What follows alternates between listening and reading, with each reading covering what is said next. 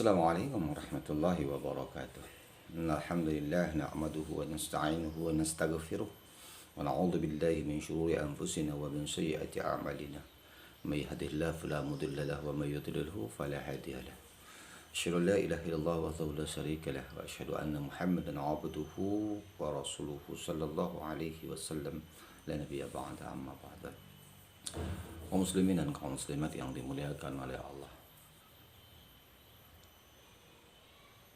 Tidak ada kata yang pantas kita ucapkan melainkan rasa puji dan rasa syukur kita kepada Allah Subhanahu wa taala. Karena apa yang kita rasakan hari ini atas nikmat Allah yang sangat besar kepada kita. Apa yang ada di dalam diri kita, apa yang ada melekat di tubuh kita, semuanya itu adalah hak titipan Allah yang Allah titipkan sementara bagi kita. Dan ketika Allah tidak mengizinkan ini untuk bergerak, tangan yang Allah berikan, mata yang Allah berikan, pendengaran dan semua yang melekat di tubuh kita, ketika Allah tidak izinkan, maka semuanya tidak akan bisa berfungsi sebagaimana mestinya.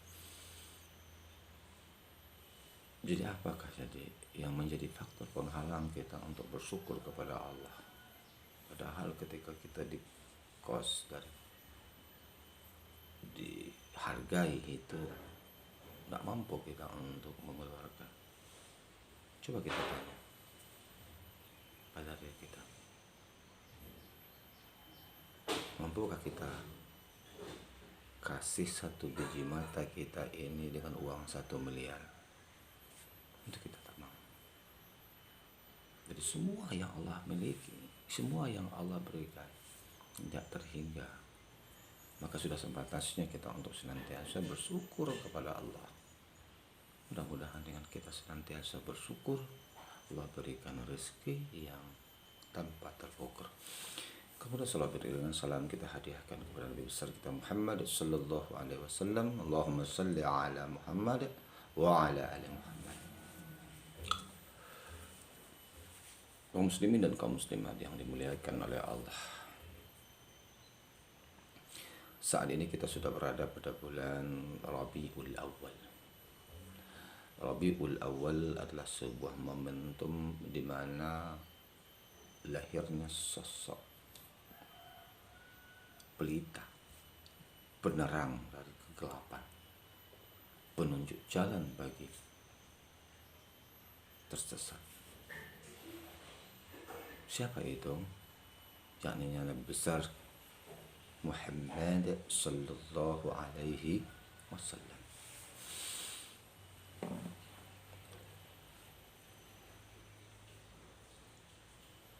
Beliau adalah manusia biasa, sama seperti kita. Beliau memiliki seorang ayah, beliau juga memiliki seorang ibu. Beliau juga makan, beliau juga minum.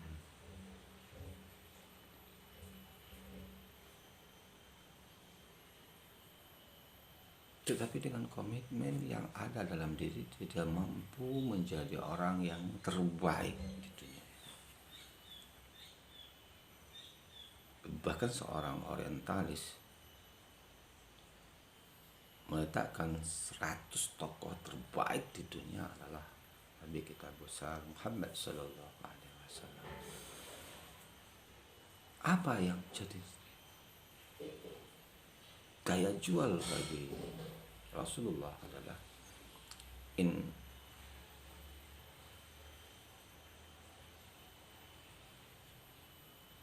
innama bu'ithtu liutammima makarimal akhlak. Yang menjadi daya jual adalah akhlak yang baik, budi pekerti yang luhur,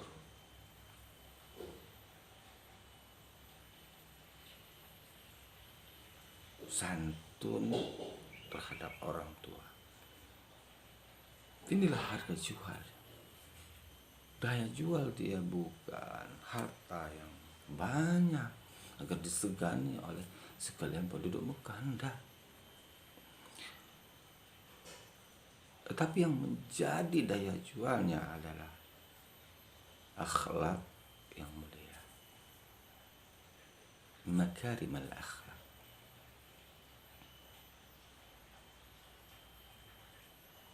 Akhlak yang mulia. Jadi agar kita dikenal senantiasa setiap masa dan zaman.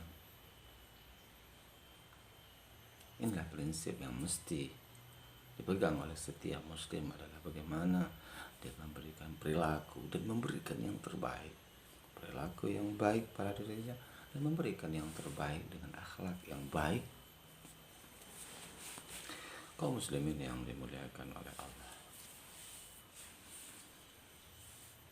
kita merasa bersyukur dan merasa bangga kita. Apa yang kita banggakan? Karena Rasulullah Shallallahu Alaihi Wasallam dahulu pernah bersabda, ada golongan yang sangat saya cintai, yang sangat saya sayangi. Lalu para sahabat menjawab, kami itu ya Rasulullah, kami para sahabat. Tidak. Para tabi'in tidak. Lalu siapa itu ya Rasulullah? Yaitu orang yang hidup pada di saat itu sementara aku sudah meninggal, tapi mereka yakin dan percaya terhadap risalah yang aku bawa. Itulah hamba-hamba yang sangat aku sayangi.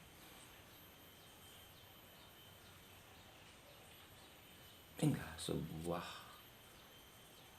reward atau sebuah motivasi bagi kita, bahwasanya kita saat ini walaupun tidak bertemu dengan Rasulullah Shallallahu Alaihi Wasallam, tetapi sangat ditambahkan oleh Rasulullah Shallallahu Alaihi Wasallam.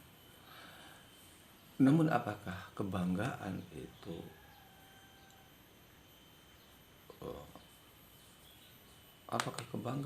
itu tidak bisa dibuktikan?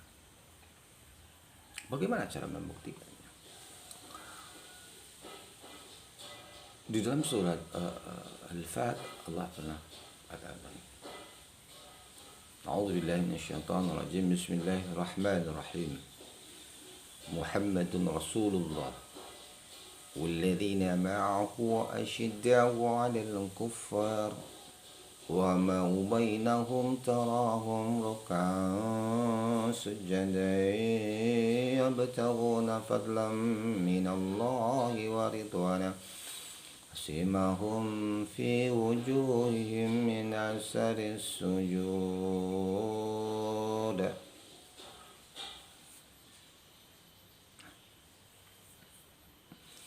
Muhammadun Rasulullah, kata Allah.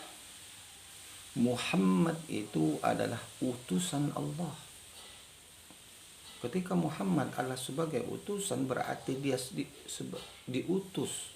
Ada yang mengutus. Bukan dia yang mengutus, tapi dia diutus oleh Allah. Inilah perbedaan antara orang non-muslim dengan orang muslim. Orang non-muslim mengatakan Isa adalah pengutus.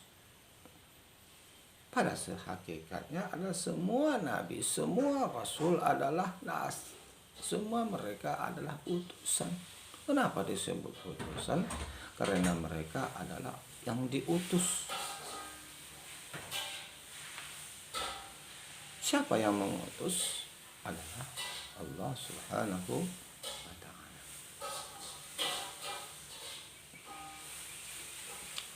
Nah, saat ini umat Islam memperingati hari lahir Nabi Muhammad sallallahu alaihi wasallam yang dikenal dengan Maulid. Maulid Nabi atau disebut dengan hari memperingati hari kelahiran Nabi besar kita Muhammad sallallahu alaihi wasallam. Ada sebuah pelajaran yang sangat penting di sini.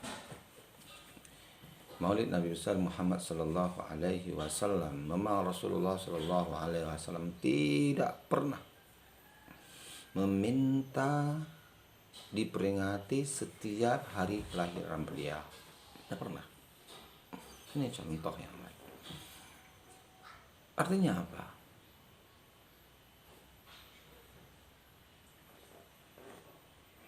Ini pelajaran bagi kita.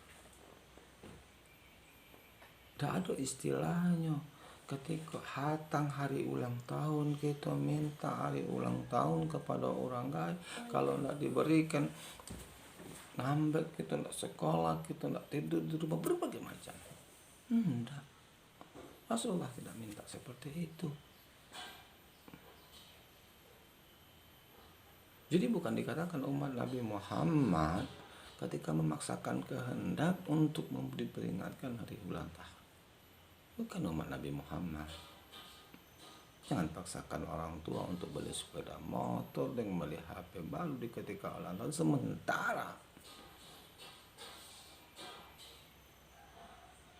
untuk menyekolahkan kakak dan adik kita, mereka sudah susah. Seharusnya ini kita bantu mereka, kedua orang tua mereka.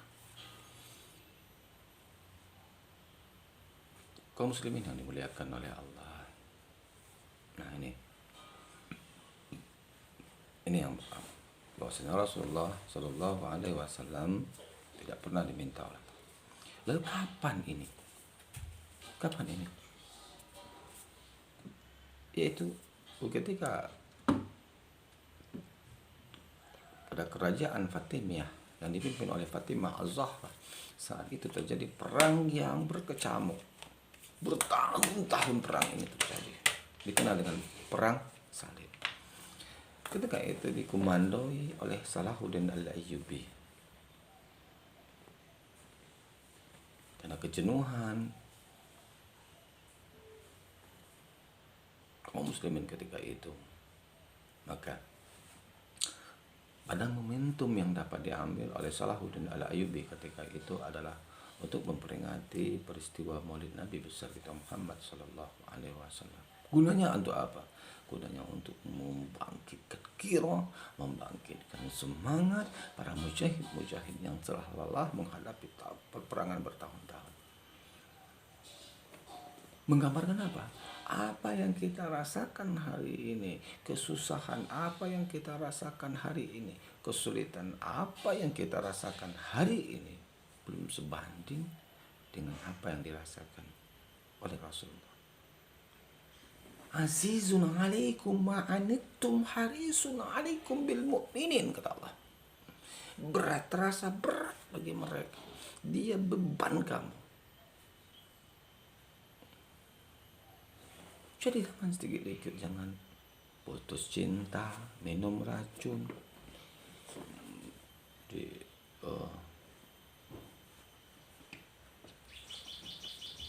apa masalah kita? Tidak baik dengan orang tua, kaburlah sini. Enggak. Masing-masing kita memiliki permasalahan. Masing-masing kita memiliki problem. Bahkan berat Rasulullah yang Rasul perjuangkan ketika itu bukan hanya perut Rasul, tetapi bagaimana umat ini yang dipikirkan adalah umatnya. Bagaimana umatnya bisa selamat, mendapatkan hidayah dari Allah. Kaum muslimin yang dimuliakan oleh Allah. Muhammadun Rasulullah walladzina ma'ahu asyidda'u 'alal kuffar. Kebanggaan kita sebagai umat Nabi Muhammad harusnya diuji dengan ayat ini. Ya. Sudahkah kita masuk tergolong orang-orang yang bersama Rasulullah? Karena kata Allah SWT, walladzina ma'ahu asyidda'u 'alal kuffar. Siapa mereka itu yang bersama Rasulullah SAW? Asyidda'u 'alal kuffar. Bersikap tegas terhadap kekafiran.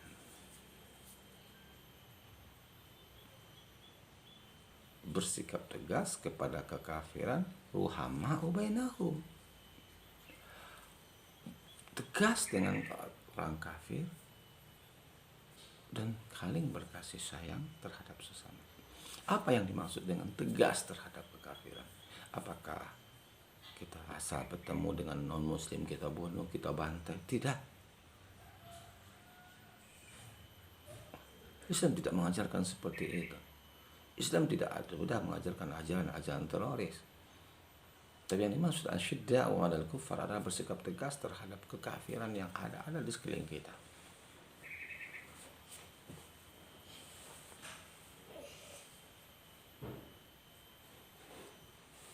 Dalam istilahnya adalah slogannya no narkoba, no miras.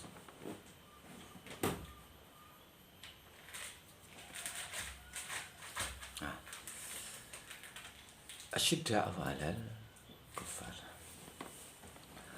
Kemudian ruhama'u bainahum. Yang kedua adalah ruhama'u bainahum. Saling berkasih sayang terhadap sesama.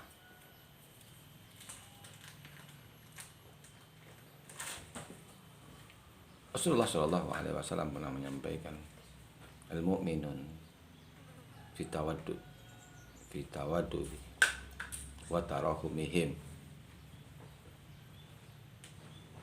kal jasadil wahid,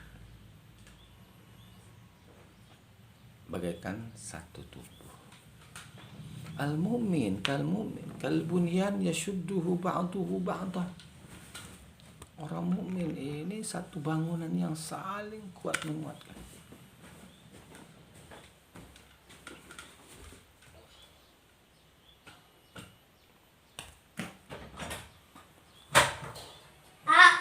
Yang menjadi kekhawatiran kita kaum muslimin yang dimuliakan oleh Allah, sebentar lagi kita menghadapi ajang pilkada, pemilihan kepala daerah.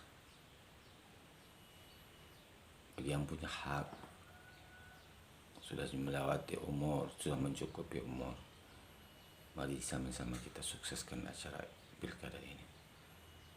Sebab satu suara untuk menentukan siapa hak pemilik kita, siapa yang menentukan memimpin di negeri ini. One man, one vote.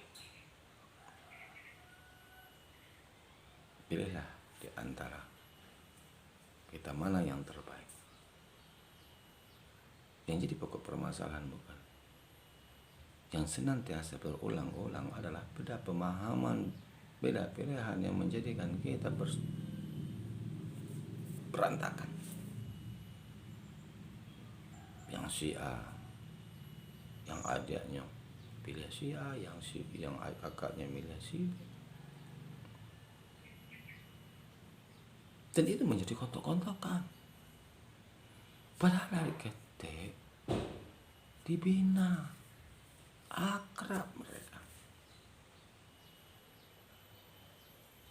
Tapi dengan adanya perkara ini, hapus, jangan. Saling ngejek, saling buruk, saling fitnah, saling hujat. Dan itu merugikan kita sendiri. Ya ayyuhallazina amanu la yaskhar qaumin min qaum asa ayyakuna khairan minhum. Hai orang-orang yang beriman, janganlah kamu saling mengejek. Belum tentu yang kamu ejek itu adalah orang yang jelek daripada kamu. Atau dia lebih baik daripada kamu. Jadi yang kedua adalah ciri umat Nabi Muhammad SAW adalah, kalau memang kita sebagai umat Allah saling berkasih sayang. Mudah-mudahan kita doakan di negeri kita ini lahir pemimpin-pemimpin yang betul-betul amanah, yang mampu membawa agama ini ke depan lebih baik, sehingga agam lebih hebat lagi. Kaum muslimin yang dimuliakan oleh Allah. Kemudian yang ketiga adalah ciri umat Nabi Muhammad adalah simahu fi wujuhihim min asaris sujud. Ciri umat Nabi Muhammad yang ketiga adalah simahum fi wujuhihim min asaris sujud. Apa itu? Umat Nabi Muhammad adalah umat yang melaksanakan sholat. Rasulullah SAW pernah bersabda, awalu ma yuhasabu abdul yaumil qiyamah as-salah.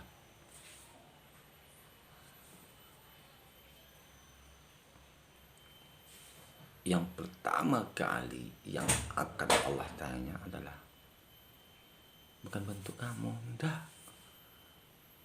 Deh, rancaknya nak gadi kalau dah meninggal. Ndak kok, nak ditanya di malaikat karena malaikat nak bahasa lero. Kecuali malaikat yang disuruh kalian. Malaikat nak bahasa lero. Tapi yang pertama akan ditanya oleh Allah adalah sholat kita. Ketika orang meninggalkan itu 7 langkah, merebuka kata Allah. Pertanyaan sudah muncul. Ketika bayi sudah dikubur, orang meninggalkan 7 langkah, orang sudah meninggalkan ditanya. Sholat. Jadi amat disayangkan ketika seorang mukmin, seorang muslim yang ngaku sebagai umat Nabi Muhammad, tetapi ini tidak pernah sholat dan jarang untuk melaksanakan sholat. Jadi hanya sekedar merasa diri dekat, merasa kita fans Rasulullah, tapi tak pernah kita mengikuti apa yang diajarkan oleh Rasulullah. Oh, kalau kita sebagai seorang pemain sepak bola ngefans kita pada Cristiano Ronaldo, bahkan rambutnya kita tiru.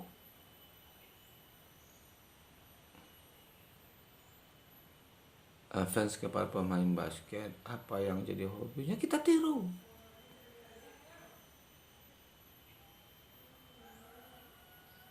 Tapi kenapa dengan Rasulullah SAW ngefans, tertarik kita dengan Rasulullah? Kenapa kita tidak ajarkan sunnahnya? Bahkan ini menjadi pokok penting bagi kita dalam rangka keselamatan hidup di dunia dan dari akhirat.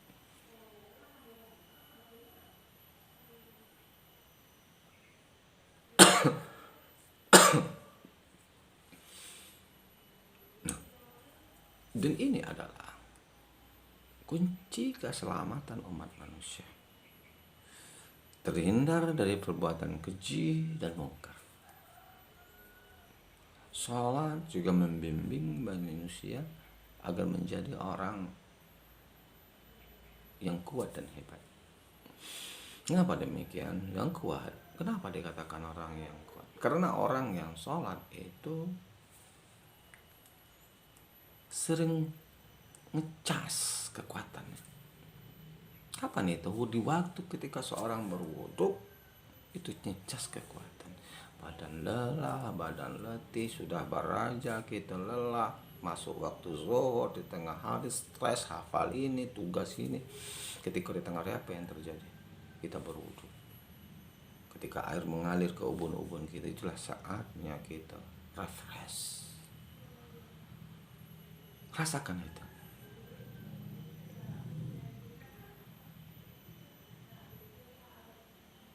Refresh gitu. Untuk siapa itu? Bukan untuk Muhammad, tapi untuk siapa? Untuk kita. Jadi amat disayangkan, jadi kaum muslimin dan kaum muslimat yang hari ini ngaku sebagai umat Nabi Muhammad masih enggan untuk melaksanakan sholat. Padahal ini yang akan pertama ditanya oleh Allah. Dan bukan hanya keuntungan di akhirat semata ini, tapi dunia dan akhirat. Kemudian yang terakhir, kaum muslimin yang dimuliakan oleh Allah. Jadi umat Nabi Muhammad adalah mereka bekerja, mereka beramal, mereka berkegiatan adalah untuk mencari ridho Allah.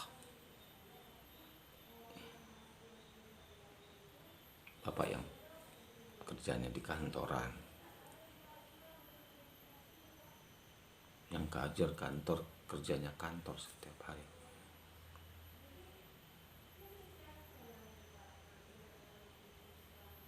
Niatkan ini menjadi sebuah ibadah. Niatkan semua itu karena Allah, maka posisi akan menjadi ibadah.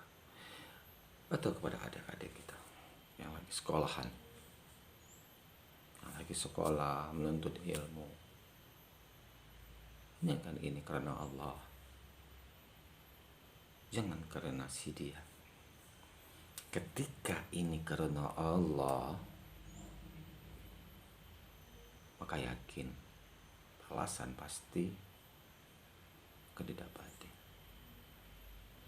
Bahkan Rasulullah Shallallahu Alaihi Wasallam pernah mengatakan, man kharaja bi talabil ilmi fahuwa fi sabilillahi hatta yarja. Siapa yang keluar rumah, man kharaja min baiti, barang siapa yang keluar rumah menuntut ilmu, fahuwa fi sabilillah hatta yarja, maka dia sama seperti orang yang dalam fi sabilillah hatta yarja. Fi sabilillah, orang dalam perjalanan perang meninggal di sekolah, syahid.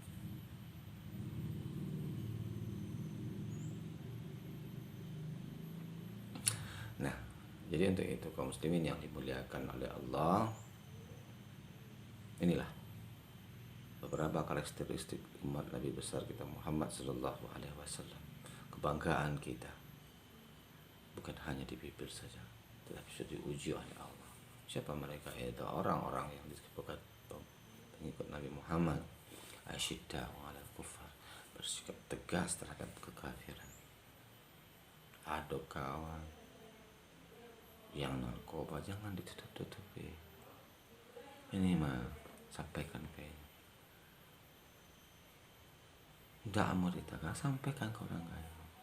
Bukti apa? Bukti kita sayang, bukti kita cinta kayaknya. Man ra'a minkum munkaran falyughayyirhu bi yadihi fa illam yastati' fa bi lisanihi wa illam yastati' fa bi qalbihi. Ini yang kita benci. Yang kedua adalah saling berkasih sayang terhadap sesama muslim. Itu satu tubuh. Kalau sakit, semua merasakan sakit. Itulah gambaran seorang mukmin. Jadi apa merasa bangga kita? Pantaskah kita merasa bangga ketika kita sedang menzalimi, menyakiti saudara kita? Pantaskah kita masih dikatakan orang yang ikut Muhammad? Yang dimana ketika mereka dalam kesusahan dengan ulah kita merasa bangga kepadanya. Dan pantaskah hal ini kita sebagai umat Nabi Muhammad? Padahal mukmin itu satu tubuh. Ketika gigi dan sakit, langsung coba. Ketika ras gigi kita sakit, lama aja makannya enggak, lalu enggak lama, pikiran panjang, seluruhnya merasakan. Kebajalan mana, orang mau tawa heboh. Jawaban Nabi Muhammad adalah yang kedua adalah bagaimananya saling berkasih sayang. Kemudian yang ketiga adalah bagaimananya biasa melaksanakan sholat sebagai amal baginya yang akan menolong, yang mampu menolongnya di akhir kelak. Kemudian yang keempat adalah melaksanakan hidup di atas dunia dalam rangka mencari ridha Allah. Kaum muslimin yang dimuliakan oleh Allah, mudah-mudahan ini bermanfaat bagi kita semua, terutama bagi saya sendiri. Billahi taufiq wal hidayah. Assalamualaikum warahmatullahi wabarakatuh.